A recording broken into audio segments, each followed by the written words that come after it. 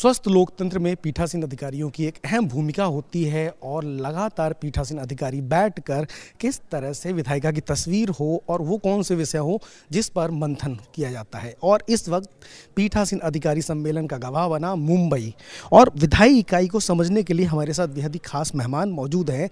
हमारे साथ उत्तर प्रदेश विधानसभा के अध्यक्ष सतीश महाना साहब मौजूद हैं। सर, बहुत बहुत स्वागत है संसद टीवी। धन्यवाद। प्रधानमंत्री जी का जो मार्गदर्शन था, जिसमें प्रधानमंत्री जी ने एक नवाचार सहित पीठासीन अधिकारियों को कुछ नए करने की भी सलाह दी, खासा अहम रहा।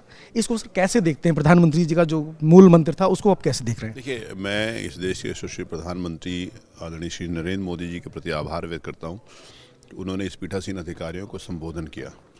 वर्तमान परिवेश के अंतर्गत जिस प्रकार से विधायकों का आचरण व्यवहार होना चाहिए, विधायक क्यों चुनकर आते हैं, किस उद्देश्य के साथ चुनकर आते हैं, जनता किस विश्वास के साथ उनको चुनकर भेजती है, उसको पूरा करने में हमारा क्या ड्यूटीज होती है, उसके ऊपर चर्चा होनी चाहिए। निश्चित रूप से जिस समय से देश आज़ाद हुआ था तो जनता का एक विश्वास था नेताओं के ऊपर, और वो विश्वास से बड़ी और कोई चीज़ नहीं होती।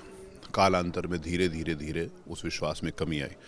लेकिन आज जिसमें डिजिटलाइजेशन का युग है तो हर व्यक्ति, आपका वोटर, आपके समाज का हर व्यक्ति आपके ऊपर निगाह लगा कर बैठा है कि आप कैसे आचरण कर रहे हैं, कैसे व्यवहार कर रहे हैं। केवल इतना ही नहीं, आप जिन्होंने आपको चुनकर भेजा है, जिस काम के लिए चुनकर भेजा, आप उस काम को कर रहे हो कि नहीं कर रहे हो।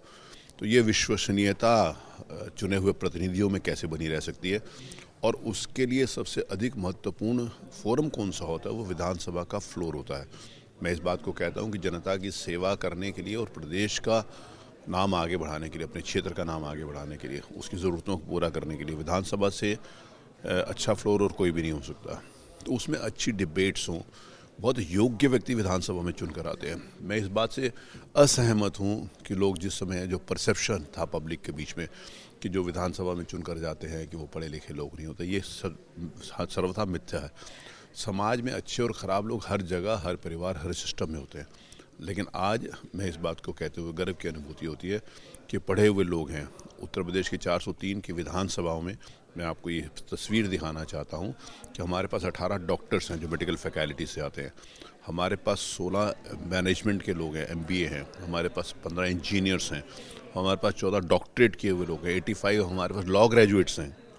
तो इतने ये इस प्रकार की क्वालिफिकेशन लोगों की, और इसके साथ साथ जो कमिटमेंट जनता के बीच में कर आते हैं। मैं पहली बार चुनाव जीतना आसान होता है, नेगेटिव वोट से आप जीत सकते हो।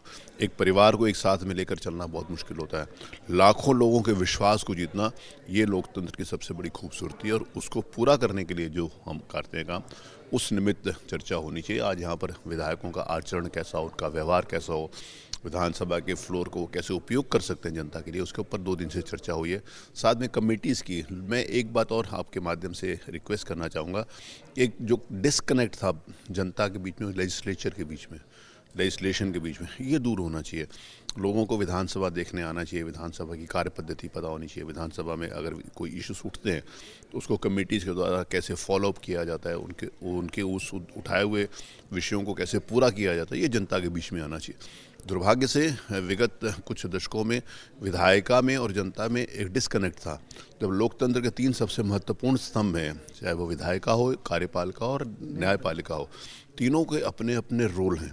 लेकिन दुर्भाग्य से ये जो लेजिस्लेशन का जो गिरती सैगिंग इमेज थी, अब उसको उठाने का काम हमारे यशस्वी प्रधानमंत्री जी ने जिस प्रकार से आचरण, व्यवहार और डिजिटलाइजेशन के माध्यम से हर जनता तक पहुंचाने का काम किया है, प्रशंसनीय है। मैं ये जो 2 दिन का हमारा यहाँ पर सम्मेलन है, उसके लिए सारे पीठासीन अधिकारियों को बधाई देता हूँ, और महाराष्ट्र के ऑनरेबल स्पीकर और वहाँ उनकी पूरी टीम को मैं धन्यवाद भी देता हूँ। लोकसभा स्पीकर साहब ने जिस प्रकार से यहाँ पर कंडक्ट किया, लोकसभा स्पीकर साहब ने जिस प्रकार से हमको दिशा निर्देश दिया, मैं उनके प्रति आभार व्यक्त करता हूँ, और यहाँ के अरेंजमेंट्स के लिए महाराष्ट्र को बहुत बहुत धन्यवाद, बधाई देता हूँ।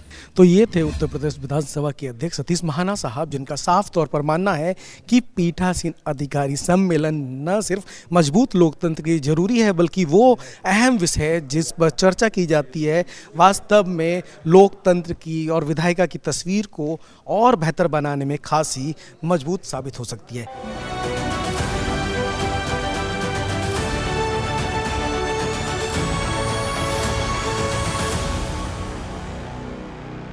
सशक्त लोकतंत्र में पीठासीन अधिकारियों की महत्वपूर्ण भूमिका होती है और पीठासीन अधिकारी ही वो कड़ी होते हैं जो राज्य में विधायी कार्य को करने में बड़ी भूमिका निभाते हैं। और इस बार अखिल भारतीय पीठासीन अधिकारियों का सम्मेलन का गवाह बना मुंबई। यहाँ पर 2 दिवसीय पीठासीन अधिकारियों का सम्मेलन आयोजित किया गया, जिसमें प्रधानमंत्री नरेंद्र मोदी ने भी वीडियो कॉन्फ्रेंसिंग के जरिए इस सम्मेलन को संबोधित किया। कई बड़ी बातें विधायी निकायों को समझने के लिए हमारे साथ बेहद ही खास मेहमान मौजूद हैं। हमारे साथ गुजरात विधानसभा के अध्यक्ष शंकर भाई चौधरी जी हैं। सर, पीठासीन अधिकारियों का सम्मेलन मुंबई में और प्रधानमंत्री का मूल मंत्र पीठासीन अधिकारियों की सशक्त लोकतंत्र में कितनी बड़ी भूमिका निभा सकते हैं पीठासीन अधिकारी? सर, कितना इम्पोर्टेंट ये मंच है आपके मुताबिक? हम सभी का सौभाग्य रहा कि आदरणीय प्रधानमंत्री जी ने भी संबोधन किया और काफ़ी अच्छा मार्गदर्शन भी मिला। सबसे बड़ी बात ये भी हुई कि छोटे छोटे पॉइंट पर ध्यान क्या क्या रखना चाहिए। हमारी संसद या विधानसभा उनमें डिसिप्लिन की बाबत में जो गिरती हुई स्थिति, उनसे काफ़ी चिंतित भी लगे। और चिंता उनके डिसिप्लिन की तो थी, लेकिन एक नोट लेने जैसी बात ये थी विशेष कि अगर कोई नया विधायक संसद है और वो गलती करता है तो पुराने या सीनियर लोग उनको संभालते थे, उनको ये ठीक नहीं किया आपने, आपको ऐसे करना चाहिए, और ये गलती आपने की है तो गलती आप माफ़ी मांग कर भी उनको दोबारा ये ना हो उनका ध्यान रखो। तो एक वडील के नाते काम होता था, लेकिन उनकी जगह पर उनको प्रोत्साहित करे ऐसा कभी नहीं होता था। तो अब ये जो हो रहा है वो काफ़ी चिंता वाली बात, एक तो ध्यान में देने वाली बात ये भी आई। दूसरा, बिहेवियर ऐसा होना चाहिए कि लोकशाही की ये संसदीय प्रणाली और भी परिपक्व लगे। एक ये भी बात आई कि सर्वसम्मति क्यों न बने। संविधान की रचना जब हुई उसी टाइम में भी मतांतर तो अलग अलग कई सारे आए, लेकिन इन सभी में साथ मिलकर सर्वसम्मति कैसे हो सकती है, ये बहुत ज़रूरी है। और ये बात सिर्फ लोकसभा या विधानसभा तक न रहे, नीचे की स्थानिक स्वराज्य की संस्थाएं हैं तो वहाँ तक भी ये बात पहुँचे और विवाद की जगह पर संवाद की संस्कृति डेवलप हो। तो और कोई भी समस्या है तो उनका उकेल हमें ही करना है, तो हम विवाद करके करें, उनकी जगह पर संवाद करके करें। लोकसभा अध्यक्ष ओम बिरला जी के नेतृत्व में पूरे देश में जिस तरह से पीठासीन अधिकारी लगातार बैठ के नवाचारों को साझा कर रहे हैं, एक बड़ा इंपॉर्टेंट रोल प्ले कर सकता है स्टेट की प्रगति को लेकर। ये बात बिल्कुल सही है और गुजरात ने काफ़ी प्रयोग पहले भी किए हैं और अभी भी चल रहे हैं। उनमें लेटेस्ट देखें तो पिछले 1 साल में सभी विधायक एक मत बनकर कैसे काम कर सकते हैं, तो इसलिए हमने 2-3 प्रयोग किए अलग अलग।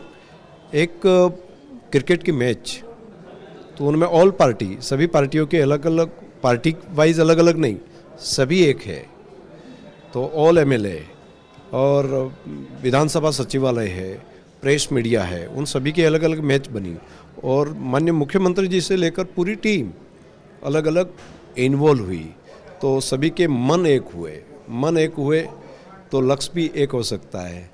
तो ये काफ़ी पॉजिटिव बात हुई। एक हमने होली का कार्यक्रम रखा था, उनमें सब मिलजुल कर होली के कलरों में कौन प्रतिपक्ष, कौन शासक पक्ष, कौन अलग अलग, सभी ने मिलकर, तो एक बॉन्डिंग सभी का हुआ। तो कई बार प्रतिस्पर्धी और दुश्मन, उनका भेद जो नहीं रहता है, उनकी जगह पर यह भेद रेखा होनी चाहिए कि ये हमारे प्रतिस्पर्धी है, हमारे दुश्मन नहीं है। तो लोकशाही में या तो अपोज पार्टी में है तो मतलब अपोज ही करना है ऐसा नहीं।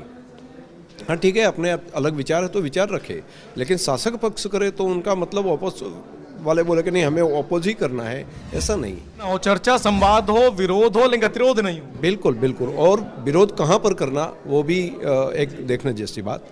दूसरा, हमने ट्रेनिंग का एक कंसेप्ट लिया कि नए विधायक खास करके आ रहे हैं तो उनको बिहेवियर कैसे होना चाहिए, संसदीय प्रणाली क्या है, बजट कैसे रीड करना चाहिए, टेक्नोलॉजी का उपयोग कैसे करना चाहिए। तो अलग अलग सेशन लेकर हमने पूरा 2 दिन का एक वर्कशॉप रखा। इनके बावजूद हम लोगों ने ई असेंबली जो बनाई है, तो अभी तो क्वेश्चन आंसर है वो भी अपने क्षेत्र में जाकर हमने आईपैड जो दिया है एप्पल का, तो वहाँ पर एक घर में भी है, एक अपने पास, और एक है असेंबली के अंदर।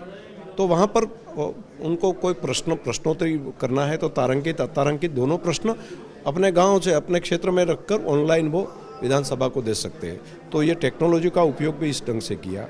अभी जो नया बिल देश के प्रधानमंत्री श्री ने संसद में लाया, जो 33% महिलाओं के लिए महिला आरक्षण की, तो हाँ, तो इसलिए हमने बालिका की संसद अभी रखी थी।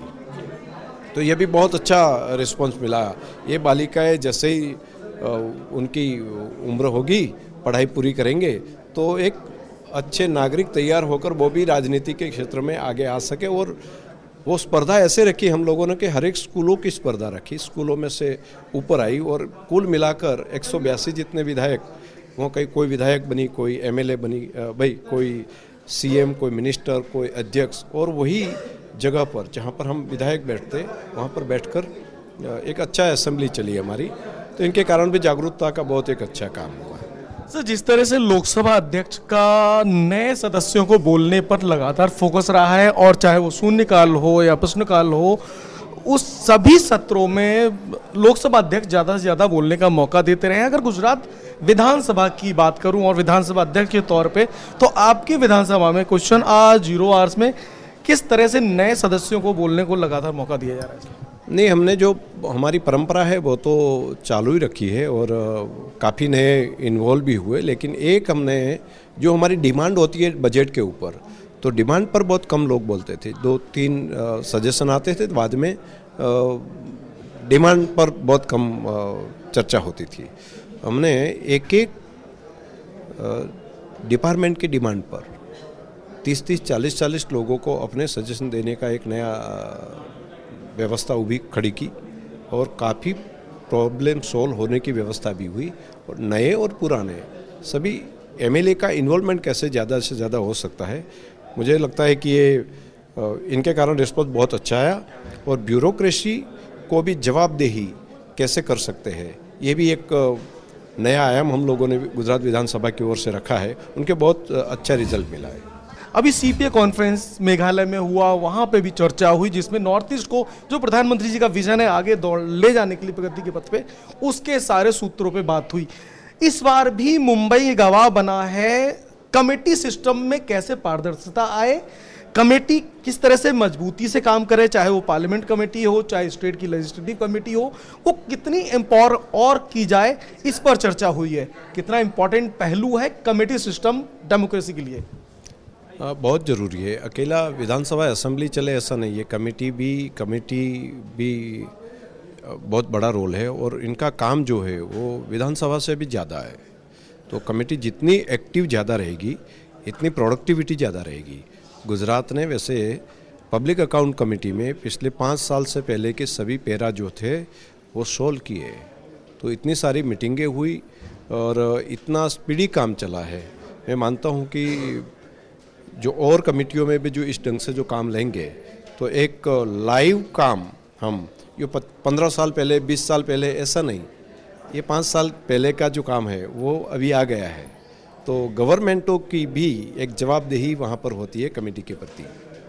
सर, बहुत बहुत धन्यवाद। तो ये थे गुजरात विधानसभा के अध्यक्ष शंकर चौधरी साहब, जिनका साफ तौर पर मानना है कि पीठासीन अधिकारियों की एक महत्वपूर्ण भूमिका होती है, और इस तरह के सम्मेलन न सिर्फ लोकतंत्र को मजबूत करने के लिए अहम किरदार साबित हो सकते हैं, बल्कि लोकतंत्र को आगे बढ़ाने में पीठासीन अधिकारियों की भूमिका और उनके कार्य की पद्धति खासी अहम मानी जा सकती है।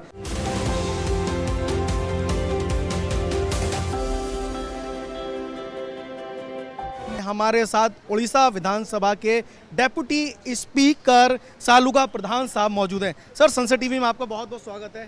धन्यवाद। सर, कितना बड़ा इम्पैक्टफुल मंच, जिसकी आने वाले समय में कहीं ना कहीं विधायिका की तस्वीर को बदलने में बहुत इम्पोर्टेंट रोल रहता है, और जिस तरह के विषय इस बार मंथन किए गए हैं मुंबई में, वो कितने इम्पोर्टेंट माने जा सकते हैं? ये तो बहुत बड़ा मंच था। ये निश्चित रूप से सारा भारतवर्ष की ये प्रभाव जरूर ये पड़ेगा। आज 2 दिन तक जो सम्मेलन हुआ ये तो अच्छा लगा।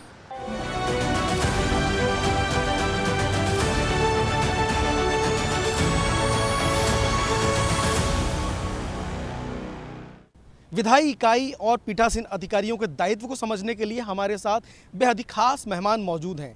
हमारे साथ असम विधानसभा के अध्यक्ष विश्वजीत डैमरे साहब मौजूद हैं। आसन पे जब आप बैठते हैं तो एक बड़े विजन के साथ काम करना होता है, और जब बात हो मजबूत लोकतंत्र के लिए डिसीजन लेने की तो पीठासीन अधिकारी एक की नोट के साथ अपनी बात को रखता है। और इस तरह के सम्मेलन, पीठासीन अधिकारी सम्मेलन कितने इंपॉर्टेंट समझते हैं सर आप? सारे जितना भी विधानसभाएं है, विधान परिषद है और राज्यसभा, लोकसभा, इनका जितना भी पीठासीन अधिकारी है, एक साथ जब इसको बात करते हैं ऐसे प्लेटफॉर्म पे, तो वहाँ पर अपना अपना एक्सपीरियंस को लेके बेहतर एक सिस्टम हम कैसे बना सकता है इस बारे में बात कर सकता है, तो कोई ना कोई हम सुधार ला सकता है। तो इसलिए ये बहुत ज़रूरी है। हर समय हमारे देश, आप लोग मैंने सब पता है, हर समय सबको मिलता है कि अलग अलग जगह पे अलग अलग जो हमारी ये व्यवस्था है, यद्यपि हम सब एक है, तो इसको एक लाइन में ताकि हम सबको लेके ले जा सके, तो हमारी जो कार्य प्रणाली है वहाँ पर भी एक यूनिफॉर्मिटी होना बहुत ज़रूरी है। सर, सबसे बड़ी बात इस बार का जो पीठासीन अधिकारी सम्मेलन था बेहद खास और अहम बन गया जब प्रधानमंत्री जी ने स्वयं वर्चुअल माध्यम से यहाँ के सभी पीठासीन अधिकारियों, सेक्रेटरीज को संबोधित किया और बहुत सारे मंत्र दिए। उन्होंने ये बताया कि किस तरह से पीठासीन अधिकारियों को नवाचार की ओर आगे बढ़ना चाहिए। वो आइडियाज़ प्रधानमंत्री ने जो दिए कितने इम्पॉर्टेंट है। और इस इवेंट में एक और जहां लोकसभा अध्यक्ष ओम बिरला जी के नेतृत्व में सभी पीठासीन अधिकारी मंथन कर रहे थे, दूसरी ओर देश के उपराष्ट्रपति और राज्यसभा के सभापति जगदीप धनखड़ साहब मौजूद थे।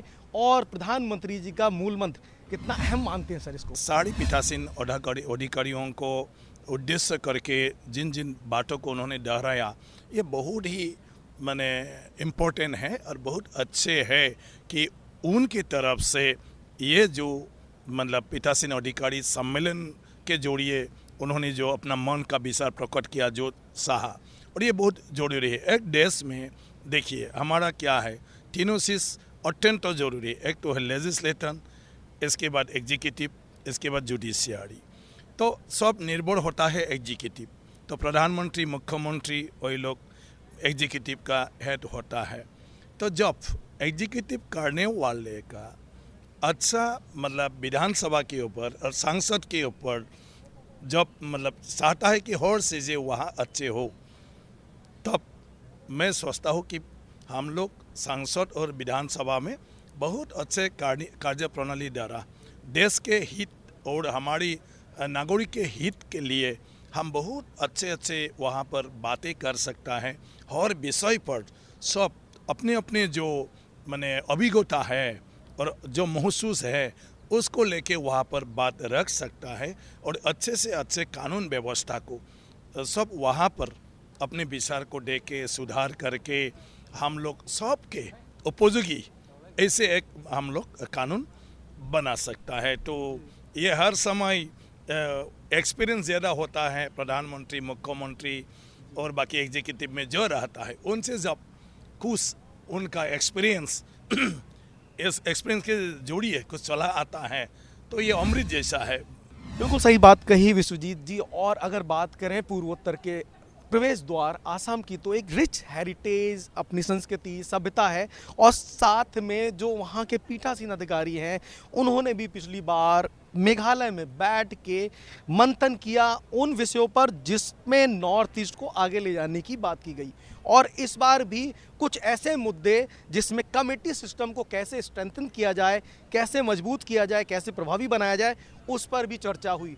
तो मैं अगर बात करूं सीपीए कॉन्फ्रेंस की, तो उसके सब जो टेक अवेज थे वो किस तरह से देख रहे हैं आप? नॉर्थ ईस्ट भारत का एक ऐसा अंग है जो रामायण महाभारत हम चर्चा करते हैं, वो उसी शुरुआत होता है। सारे वीरों वही हुई है जो मैंने कहा था कि श्री कृष्ण जी का जो 16,000 गोपिनियों का बातें करता है, तो ये गोपिनी गुवाहाटी से ही उन्होंने उद्धार की थी। महिलाओं को वहाँ लाके उन्होंने दासी बनाया था नरकासुर ने।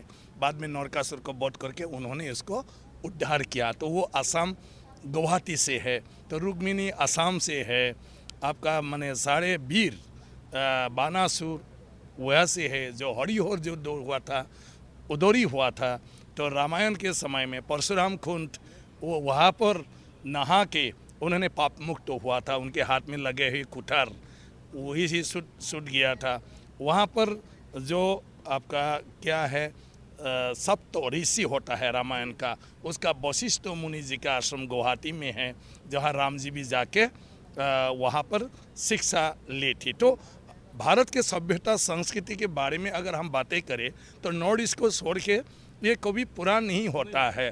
तो इसीलिए हमारे देश की अभी जो कार्य प्रणाली है, ये कार्य प्रणाली भी नॉर्थ ईस्ट देश के बाकी राज्यों के साथ साथ हम कैसे मिल के जा सकते हैं।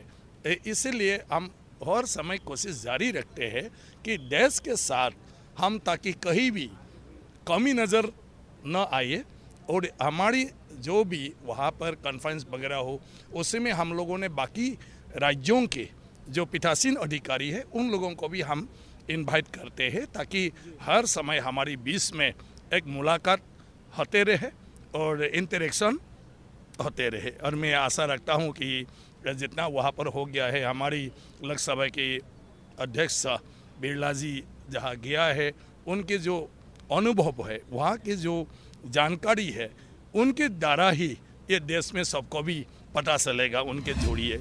पीठासीन अधिकारियों के सम्मेलन में लोकतंत्र के उन मुद्दों पर भी खासी चर्चा होती है जिसकी जरूरत देश को इस वक्त है, और मुंबई का अधिवेशन भी ऐसे ही विषय बिंदुओं का गवाह बना जिस पर एक गंभीर मंथन हुआ। और आने वाले समय में यह उम्मीद की जानी चाहिए कि पीठासीन अधिकारी सम्मेलन के बाद विधायिका की तस्वीर, खासकर राज्य विधायिका की तस्वीर बेहतर साबित हो।